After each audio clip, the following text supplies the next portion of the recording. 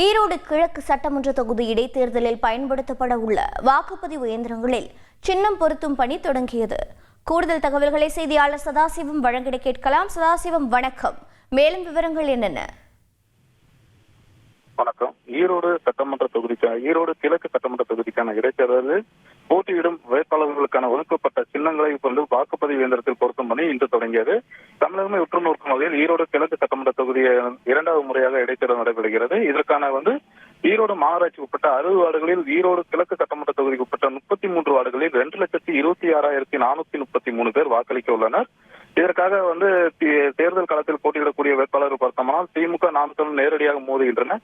திமுக நாம் தமிழர் சுயேட்சைகள் உட்பட 46 வேட்பாளர்கள் போட்டியிடுகின்றனர். இதனால் இந்த இடைத்தேர்தலில் 20% கூடுதலாக 252 வாக்குப்பதிவு இயந்திரம், 284 சரிபார்ப்பு இயந்திரம், 30% கூடுதலாக 308 கட்டுப்பாட்டு இயந்திரங்கள் பயன்படுத்தப்படும். நீங்க இனிமேல் கரண்ட் பில்ல கட்ட வேண்டாம். அதுக்கு தான் சூரியகர் திட்டம் இருக்கு. அந்த திட்டம் என்னன்னு தெரிஞ்சுக்கணும்னா ஃப்ரீடம் ஆப்பை இப்பவே டவுன்லோட் பண்ணுங்க. இந்த ஈரோடு கிழக்கு சட்டமன்ற தொகுதி இடைத்தேர்தலில் பயன்படுத்த உள்ள மின்னணு வாக்குப்பதிவு இயந்திரங்களில் வேட்பாளர்களுக்கு என்ன தேர்தல் ஆணையம் ஒதுக்கப்பட்ட சின்னங்களை பொருத்தும் பணி தொடர்ந்து ஈரோடு மாநகராட்சி அலுவலகத்தில் நடந்து வருகிறது.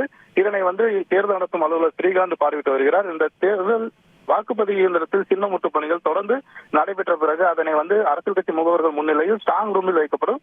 பிறகு ஏப்ரல் 5ஆம் தேதி வாக்கு எண்ணிக்கையின் போது எடுத்துச் செல்லப்பட உள்ளது. தகவல்களை வழங்கியதற்கு நன்றி சதாசிவம்.